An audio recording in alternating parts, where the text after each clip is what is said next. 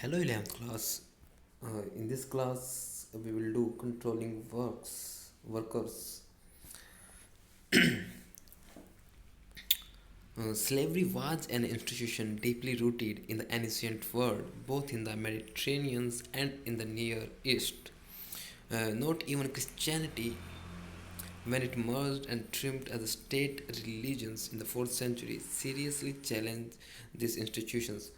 सो slavery हमेशा एक problem रही है. हम कह सकते हैं कि डीपली रूटेड मतलब हमेशा से एक सबसे बड़ी प्रॉब्लम रही है. मतलब लोगों को काफ़ी स्लेव की तरह यूज किया जाता था एनिशेंट वर्ल्ड में, both in the Mediterranean and the near east. दोनों एरिया में, नियर ईस्ट में भी मेडिटेरेनियन में भी. नॉट इवन मतलब जब क्रिश्चियनिटी धीरे धीरे मर्ज होने स्टार्ट हो गई थी उसके बाद भी हमें देखने को मिलता है कि जो स्लेवरी में ज़्यादा कुछ डिफरेंस आया नहीं था. It does not follow that the bulk of the labors in the Roman economy was performed by the slaves.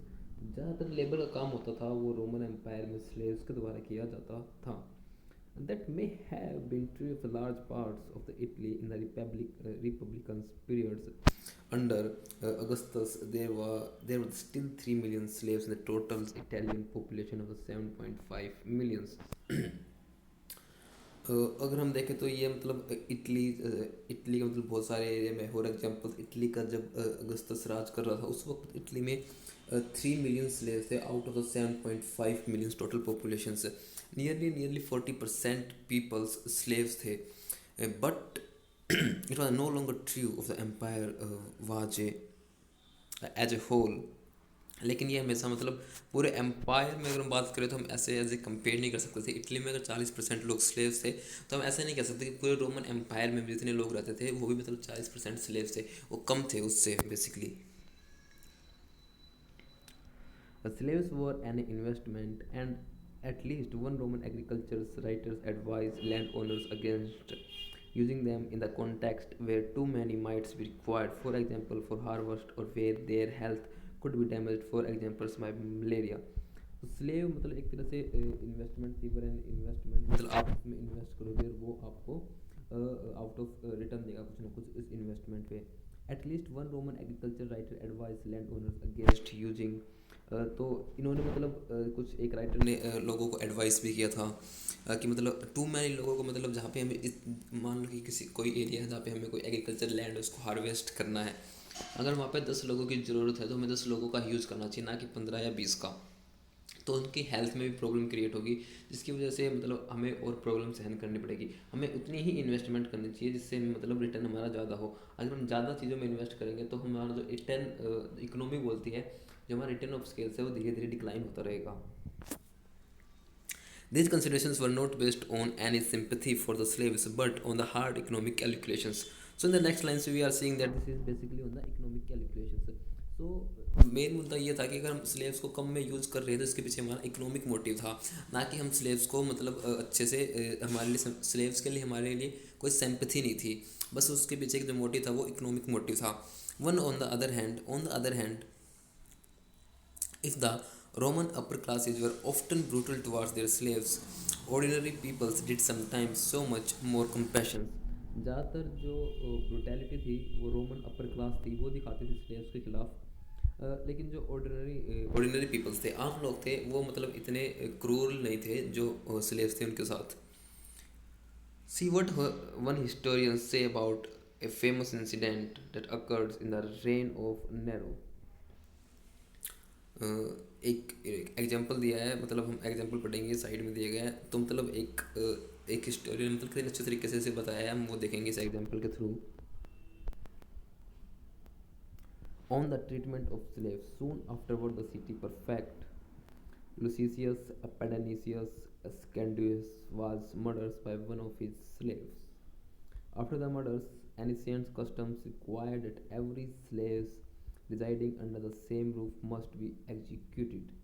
But a crowd gathered, eager to save so many innocent lives, and rioting began.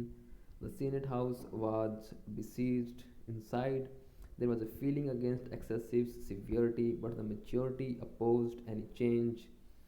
Favoring executions prevailed. However, great crowds ready with the stones and torches prevent the orders from being carried out. Nero rebuked the populations by adequate and lined with the troops and the whole routes along which those condemned were taken for executions. तो इसमें एक example बताया गया है, मतलब जैसे कि हम देखने को मिलता था उस वक्त जब नैरो राजा था, मतलब एक जो कोई व्यक्ति होता है अपर क्लास का, वो उसके स्लेव के द्वारा मार दिया जाता है। तो ये डिसीजन लिया जाता है कि जितने भी उस व्यक्ति के स्लेव थे उन सब, मतलब एक रूफ के अंदर, एक छत के अंदर जितने भी स्लेव रहते थे उन सबको एग्जीक्यूट किया जाएगा। लेकिन ये बात बिल्कुल गलत थी कि एक स्लेव ने मारा था तो सबको एग्जीक्यूट नहीं, मारा नहीं जा सकता था। तो इसके लेके क्राउड गैदर इकट्ठा स्टार्ट हो गई थी, जो राइट दंगे होने स्टार्ट हो गए थे। तो लोगों में मतलब काफ़ी रोष हो गया था कि मतलब ऐसे कैसे डिसीजन लिया जा सकता है, जब किसी एक व्यक्ति ने उसको मारा है तो सभी स्लेव्स हैं उनको कैसे मारा जा सकता है। The narrow orders from the being carried out, narrow rebuffed the populations by edict and lined the troops the whole route along which those condemned were taken for executions. तो मतलब लोगों ने दिखाता है कि मतलब इसमें मतलब दिखाया गया है कि मतलब लोग कितने ब्रूटल थे स्लेव्स के खिलाफ। इसका मेन मैसेज ये है कि लोग मतलब ब्रूटल थे, जो अपर क्लास लोग थे और जो राजा लोग थे स्लेव्स के खिलाफ, उनके लिए मतलब कोई दयानीयता नहीं, मतलब कोई भी दया नहीं थी जो स्लेव्स थे उनके लिए। As warfare becomes less widespread with the establishment of peace in the first century, the supply of slaves tend to decline, and users of slaves labor turns had to turn either to slave breeding or cheaper substitutes such as the wage labours, which was more easily dispensable. जैसे जैसे first century में मतलब piece होना start हो गया था, तो उसकी वजह से जो स्लेव्स की जो मतलब स्लेव्स जितने मतलब जितने भी हम बोले सप्लाई थी वो काफ़ी कम हो गई थी, वो धीरे धीरे कम होनी स्टार्ट हो गई थी। तो मतलब स्लेव थे वो मतलब काम करने लगे थे। इसके अलावा स्लेव ब्रीडिंग और चीपर सब्स्टिट्यूट्स, और मतलब कोई भी ऐसा जो बेसिक काम जिसके लिए उन्हें वेज मिलती थी, वेज लेबर करनी स्टार्ट कर दी थी उन्होंने, जो मतलब आसान होता था उनके लिए करना, और साथ में उनको वेज भी मिलती थी उसके लिए काम के लिए। Slave breeding, what is the meaning of the slave breeding? The practice of encouraging female slaves and their partners to have more children who would of course also be slaves। मतलब जो उनके फीमेल्स अपने partners होते हैं mails के, उन दोनों को इंकरेज करना ज़्यादा बच्चे पैदा करने के लिए, ताकि उन बच्चों का इस्तेमाल किया जा सके एज ए स्लेव के रूप में। In fact, free labor was extensively used on the public works at Rome precisely because an extensive use of slaves labor could have become too expensive। तो ज़्यादातर जो भी रोम में बड़ा कोई पब्लिकली काम होता था, कोई भी कंस्ट्रक्शंस होती थी, उसमें जो फ्री लेबर है उसका ज़्यादा इस्तेमाल किया जाता था बजाय स्लेव्स लेबर से, क्योंकि स्लेव्स लेबर पे उन्हें ज़्यादा इन्वेस्टमेंट करनी पड़ती थी जो उन्हें इकोनॉमिक रूप से काफ़ी महंगी पड़ती थी, इसलिए फ्री लेबर पर डिपेंड रहते थे। Unlike hired works, slaves had to be fed, maintained through the years, which increased the cost of holding and the kind of labor. This is probably why slaves are not widely found in agriculture of the later period, at least not in the eastern provinces। यही वजह है, मतलब उनका economic खर्चा था वो काफ़ी होता था। स्लेव्स को रखने के लिए उन्हें खाना खिलाना पड़ता था, उन्हें रहने के लिए जगह देनी पड़ती थी, तो मतलब उनको मतलब काफ़ी इकोनॉमिक रूप से खर्चा होता था, इसलिए वो प्रेफर करते थे कि फ्री लेबर का यूज़ किया जाए। This is probably why slaves are not widely found in agriculture the later periods, at least not in the eastern province. On the other hand, they and freedmen, that is slave who had been set free by their masters, were extensively used as a business managers, where obviously they are not required in large numbers. Master often gave their slaves or freedom capitals to run business on their behalf, even businesses of their own। कई बार ऐसा भी होता था कि जो Friedman वो लोग थे जो मतलब स्लेव होती है उनको उनके मास्टर के द्वारा आज़ाद कर दिया जाता था, उन्हें हम फ्रीडमैन बोलते थे। That have been often set by their masters were extensively used as a business managers. उनका मतलब ज़्यादातर रूप में उनका एज ए बिजनेस मैनेजर के रूप में इस्तेमाल किया जाता था। Our obviously there were not required in large numbers, लेकिन उनकी जो संख्या थी काफ़ी कम होती थी। Master often give their slaves और फ्रीडम कैपिटल्स। मास्टर ज़्यादातर मतलब ऐसा करते थे कि जो स्लेव्स को मतलब एक तरह की फ्रीडम दे देते थे, उन्हें फ्रीडमैन बना देते थे, उनका बिजनेस मैनेजर के रूप में इस्तेमाल करते थे अपने खुद का बिजनेस करवाने के लिए। Roman agriculture writers paid a great deal of attention to the management of labor। Columella, a first century writer who came from south of Spain, recommended that landowners should keep a reserve stock of implements and tools, twice as many as they needed, so the productions could be continuous। for the loss in the slave labor's time exceed the cost of such times. तो एक Colombia एक first century writer था जिसने जो south of Spain से belong करता था। उसने लैंड ओनर्स को रिकमेंड किया था कि वुड कीप प्रिजर्व स्टॉक्स, मतलब जो टूल्स और इम्प्लीमेंट्स का स्टॉक रखना जो मतलब एज एग्रीकल्चर में यूज़ किए जाते हैं। Twice as man they needed, मतलब जितने चाहिए हैं उससे ज़्यादा स्टॉक रखे, डबल रखे, so that productions could be continuous. मान लो कोई भी ताकि प्रोडक्शंस है वो कंटिन्यू रह सके। For the loss in the slave labours time exceed the cost of such items. तो जैसे जैसे स्लेव्स लेबर्स कम होती गई ना, तो इसकी वजह से जो कॉस्ट है वो भी बढ़ती गई, क्योंकि मतलब हमें और जैसे स्लेव कम हो गई है तो जो टूल्स और इम्प्लीमेंट्स मतलब जिनका यूज़ करके खेती करना आसान आसान हो जाता था, उनकी जो कीमत है वो भी तो हमें मतलब लगानी पड़ती थी, जिसकी वजह से स्लेव की कमी होने की वजह से जो हमारी कीमत थी एग्रीकल्चर करने की वो बढ़ गई थी। There was a general presumption among employers that without supervisions no works would ever get done. So supervisions was paramount for both free workers and slaves. और जो एम्प्लॉयर होते थे उनका मानना होता था कि जो कोई भी काम है वो बिना किसी सुपरविजन से नहीं हो सकता था। तो वो सुपरविजन्स तो मतलब चाहे फ्री लेबर हो चाहे slave labour, supervisions is a necessity. To make supervision easier, workers were sometimes groups into gangs or smaller teams. और सुपरविजन करने के लिए मतलब एक ग्रुप जो स्लेव्स का ग्रुप है उसको मतलब स्लेव्स थे उनको एक ग्रुप में टीम में बांट दिया जाता था और एक टीम को एक काम करना होता था। कोलमेला रिकमेंडेड स्क्वाड ऑफ टेंस, जो कोलमेला ने रिकमेंड किए थे 10 लोगों को एक स्क्वाड या एक टीम में डालना। Claiming it was easier to tell was putting in effort and who was not in the works group of this size. तो मतलब इस तरह अगर 10 का कोई ग्रुप होता तो उसके लिए मतलब आसान होता था उस ग्रुप को मैनेज करना और ये पता लगाना कि कौन काम कर रहा है और कौन काम नहीं करना है। This shows A detail considerations of the management of labours. तो हमसे मैनेजमेंट ऑफ लेबर कह सकते हैं एक तरीके से। पिलिनी the elders, the author of the very famous natural history का जो ऑथर था पिलिनी, उसने कंडेम्ड किया था the use of slaves gangs, कि मतलब स्लेव का मतलब एज ए टीम के रूप में इस्तेमाल नहीं करना चाहिए, गैंग के रूप में इस्तेमाल नहीं करना चाहिए। उसने बोला था कि वर्स्ट मेथड है ऑर्गेनाइजिंग प्रोडक्शंस को ऑर्गेनाइज करने का सबसे बुरा मेथड ये है। Mainly because slaves who work in gangs were usually chain together by their feet. तो मतलब जो वर्कर्स थे वो मतलब जो ग्रुप में काम करते थे उनको चेन किया जाता था टुगेदर बाय देयर फीट, मतलब एक चेन के द्वारा उन सबको बांध दिया जाता था जब वे कोई काम कर रहे होते थे एक साथ मिलके। तो मतलब ये वर्स्ट तरीका था, उसको मानना ये था। ऑल दिस ड्रकैनियंस का मतलब होता है काफ़ी मतलब कठोर या मतलब बहुत हार्श होना। Harsh so cold because of the 6th century, तो बहुत so called 6th century BC Greek lawmakers called Draco who prescribed death as a penalty for the most crimes. Draconian का मतलब हार्श होता है basically. But we should remember the most factories in the world today enforce similar principles of the labor control. Indeed, some industry established in the empires enforced even tighter controls. अगर हम आज भी देखें तो आज भी मतलब जो लेबर्स होते हैं उन पर कंट्रोल रखा जाता है, उन पर नज़र रखी जाती है। तो मतलब उसके पीछे मतलब ताकि काम अच्छे से हो सके। और empire enforced tighter control. The elder Pliny described the conditions in the frankincense factories of Alexandria, where he tells us no amount of supervision seemed to suffice. तो जो एल्डरली प्लेनी था उसने डिस्क्राइब किया इस कंडीशन को इन frankincense. इसका मतलब है कि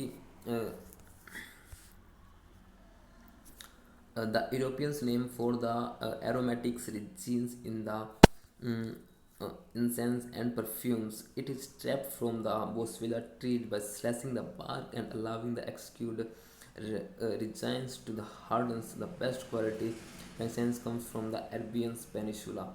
तो फ्रैंकसाइंस यूरोपियंस नेम दिया गया है। एरोमेटिक मतलब एक जो रेजिन की जो खुशबू होती है उसको ये नाम दिया गया है। जो मतलब जो पेड़ों की जो बार्क होती है उसको छील के निकाली जाती है, जो रेजिन्स निकलता है जब बार्क्स को छीलते हैं, जब वो कठोर हो जाती है तो उससे जो खुशबू निकलती है उसको मतलब ट्रैप कर लिया जाता है एक जगह पे, तो उसको मतलब बोलते हैं रेजिन्स, मतलब थोड़ी frankincense. In the frankincense factory मतलब इन फैक्ट्रियों में basically of the Alexandria where he tells no amount supervision seem to suffice. उसको लगता है कि नो अमाउंट कितनी भी अमाउंट मतलब इनफ नहीं है सुपरविजन के लिए। A seals is put upon the workman aprons to have to wear a mask or net with a clothes mess or their heads and before they allowed to leave premises they have to take off all their clothes. मतलब उनके लिए एक proper dress होती थी, वर्कमैन्स के जो apron होते थे उन पे मतलब सील होती थी, वो किस फैक्ट्री में काम करते हैं, एक मास्क पहनते थे। तो मतलब ये सब मतलब इन सब चीज़ों को पहन के उनको काम करना होता था। और जब वे वहाँ से जा रहे होते थे प्रेमाइसिस से, जब उनकी छुट्टी मतलब या उनका काम पूरा हो जाता था, तो उन्हें अपने वापस जो क्लोथ है वो सारे निकाल देने होते थे। Agriculture labours must have been be fatiguing and dislikes for a famous etiquette of the early 3rd century referred to Egyptians peasant deserting their village in order not to engage in the agriculture's work. और agriculture जो labour होते हैं मतलब इस has must have been fatiguing and disliked for a famous edict of early 3rd century refer to Egyptian peasants deserting their village. तो जो agriculture labour थे वो इस चीज़ को मतलब काफ़ी डिसलाइक करते थे, और फैटिग मतलब काफ़ी मतलब अलग तरीके से सोचना उस चीज़ के बारे में और डिसलाइक करना, पसंद करना। इसके पीछे फेमस वजह ये थी कि 3rd सेंचुरी में इजिप्शियन पीजेंट से उनको डेजर्ट उनके गांव से निकाल दिया गया था in order not to engage in agriculture works, ताकि वो एग्रीकल्चर वर्क्स में भाग न ले पाए। The same was probably true of the most of factories and workshop, ये सेम ऐसा था वर्कशॉप और फैक्ट्रीज में भी। The law of 398 referred the workers being branded so that they could be recognized if they when they run away on dry heights। तो मतलब इस तरह चीज़ों का इस्तेमाल इसलिए किया जाता था ताकि मतलब उन वर्कर्स को पहचाना जा सके अगर वो भागने की कोशिश करते हैं तो। Many private employers cast their agreements with the workers in the form of a debt contract to able to claim their employees were in a debt to them and thus ensure tighter control over them। तो कुछ employers ऐसा भी करते थे, पहले से ही मतलब agreement बना लेते थे वर्कर्स के साथ, ताकि वर्कर बीच में छोड़ के जाता है तो उसने इतना क्लेम पे करना पड़ता था एम्प्लॉयर्स को।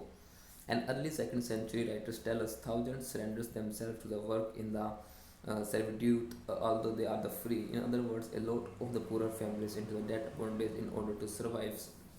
तो ज़्यादातर लोगों ने मतलब अपने आप को एक तरह से सेक्रीफाइस कर दिया उस काम को करने के लिए, क्योंकि ज़्यादातर लोग उस मतलब उस डेट में उस मतलब काफ़ी सारा डेट था, उस डेट को पूरा करने के लिए लोग वो काम करने के लिए भी तैयार थे। From the recent discovered letter of the Augustines we learn the parents sometimes sold their children into the servitude for the period of the 25 years।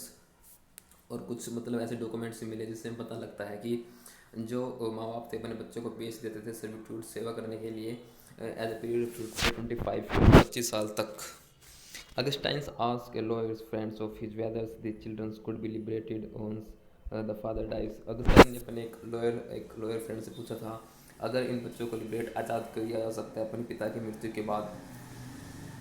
Rural indebtedness was even more widespread।